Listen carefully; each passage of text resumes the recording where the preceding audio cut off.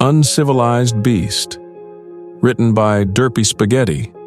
So grab your coffee, sit back and enjoy the show. "Miss Riding Hood?" the animal said, saliva dripping from its maw. He paused ever so slightly between words, as if trying to find the perfect ones. "Yes, sir," the girl replied, "though I don't get why you should care." Her hood fluttered slightly in the wind, revealing the blouse underneath. "I don't see why you should be leaving to the woods this late." His voice rasped with age, like a frog's croak would. "Please, sir, it is getting late, and I had better be going." "Through these woods? Without some kind of help?" She stared at the forest, and each tree glared down at her like a giant. The branches, thick with greenery, blocked nearly every scrap of light, and those tenacious enough to make their way to the forest floor fizzled out on lichens and moss. The dankness alone was enough to drive most people off. "And don't you forget the monster," the wolf whispered. Red shivered, her cloak gently swaying in the wind. The sky was exploding with orange light as if someone had set fire to it. "No, sir, that was just a myth." "Even myths have some truth to them, do they not?" the wolf said. A tongue snaked past his lips and began to slither around his maw. "No, sir. Myths are simply stories that they tell to children. You won't scare me with a silly little tale." "No. But are you going to be scared by fact?" The wolf slinked around her, his teeth glistening in the setting sunlight. A drop of saliva slowly fell to the ground, sticking to his lips all the way.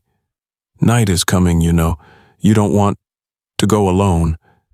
His voice trailed off, and the shuffle of grass in the wind became the only noise being made for miles around. He gazed at the red hood, his eyes wandering from fold to fold, almost reading the garment. He paced in circles around her, his eyes trained on her cloak, and began to whistle. The noise pierced the absolute silence of the forest like a knife's edge to flesh. "I can keep you safe from the beast." "Sir, there is no beast. Just a false tale." Her voice wavered. She was lying to herself, and they both knew it. Meant to scare children. Not an ounce of truth. "We both know there is a beast, and that you need someone to take you through." He licked his lips. "Don't you remember the day you found them?" They had heard screams like banshees shrieking on the moonless night and howling. Red had sprinted through the woods down to the town, with only a lamp as her only guide through the world of dark. By the time the town organized itself, the wailing had long subsided. Only 3 people were brave enough to go out to look for the source, and only one had returned, Red herself. They had gotten split up, leaving Red alone to fend for herself, the lamp her only ally. There was nothing to do but keep running, keep looking, so she did. She eventually came across a clearing of overgrown grass, patted down by 2 animals, a hunter and its prey. She followed the path of the hunter until it had pounced onto its target. Laid out like a doll was Red's sister, mangled and shredded by some kind of animal. Ribbons of flesh and bone lay strewn around like clothes in a child's room, and in the middle sat her favorite cloth garment, her little red riding hood. A perfect match to Red's. No one went into the woods for a month. "No, sir. Now please, I must be going," she said, barely able to manage a whisper. With that, she stepped into the forest. The wolf didn't say anything, he only turned his head as she left, gazing, almost glaring through her. The dry autumn leaves crackled in time to her steps. Other than the occasional owl waking up for the night, they were the only sound in the forest. 2 feet stepping, an owl joining in, and silence. Shuff, shuff, crunch, shuff, shuff, crunch. The sound simply melted into everything. The wind, the leaves, the owls, and the bats, all a background beat in the rhythm to the music of her thoughts. She walked and walked with the steady rhythm uninterrupted almost completely. Crunch, crunch, crunch. Red whirled around, squinting for the dark autumn light to find nothing out of place. She could still hear the steps, 4 of them, each cracking the quiet that hung over the forest like a fog.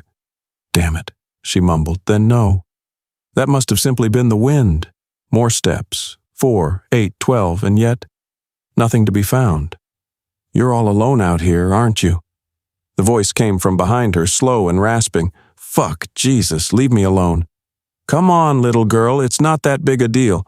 "No, you can't do this, you can't follow me." "I can do just whatever I please." "No, don't!"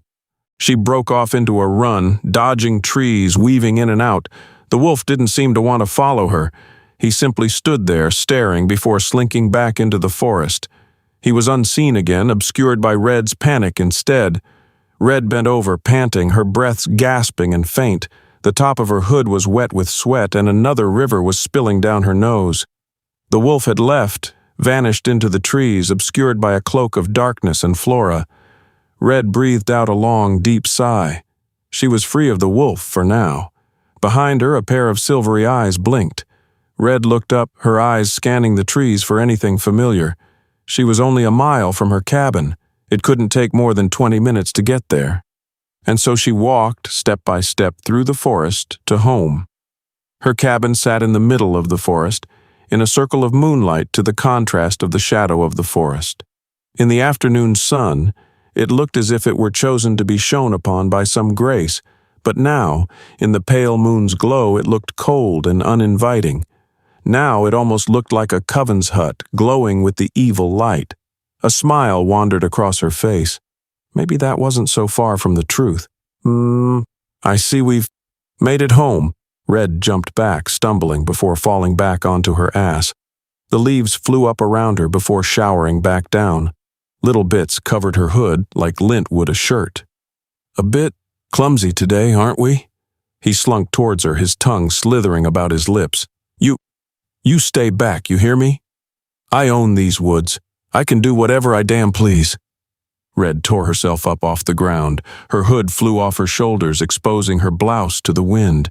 You don't know what I'll do," she shouted, her eyes darting from place to place. Tears began to run down her face. "I knew it. What? I have had problems in the months since the beast attacked. I am getting blamed for it. They are trying to kill me. I thought if I could find the true monster and tell the others, they would finally let me alone. You know I didn't. I used to know you didn't, but every day the lines between knowing and thinking got blurrier. Stop it, stop. I'm not the monster. I thought not too. Why would you of all people do that? But then it just all fit together. No, it can't have. You know I wouldn't. You know. You always hated each other. No. You had been leaving to town, more in the month before her death. So you were stalking me. I bet you're just waiting to pounce, to tear me apart like you did to my sister. We both know. It was you. No, it can't have been. Come here. We can get through this." Red glanced to her left before diving inside her open door. She slammed it behind her, the hinges shrieking out in protest but never giving way. The wolf hammered at the door with his rock-like paws, creating a thunder-like crash each time they struck. "Come out! You're the beast! We all know it!" A single glint pierced the pitch darkness of the hut. She pulled the knife off the table and slid over to the door. "Come in here, bastard! Kill me! I fucking dare you!" His head turned, his gray coat shivering in reaction. He slowly stepped over, the grass shuffling underneath his feet. The metal slashed across his face, sending a wave of glistening blood flying across the grass. Pain shot through him and he stumbled. The fresh scarlet liquid shone on the knife, dripping down the handle onto her wrists and down her cold, pale arm. Another slash, more pain. Miles away he heard her shouting, I fucking didn't! And then she was gone. Red stared down at the mutilated carcass. Tendrils of gore spiraled out from each part, and she had maimed it so badly it was barely even recognizable. His eyes still stared at her but were milky and glazed over, almost unseeing. She could bring the corpse into town and be hailed as a hero for killing the beast, but for now the night was aging. She turned around, beating down the grass beneath her feet. before hearing a whimper, followed by a voice no stronger than a whisper. I may be the beast of these woods, but you are the real monster here.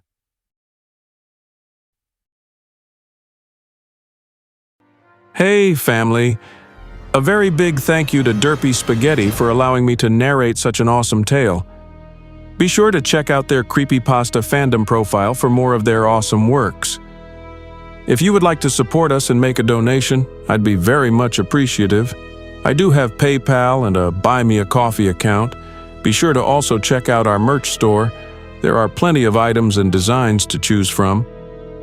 If you enjoyed this video, then why not check out the next one? Here, on the right-hand side, you can also follow us.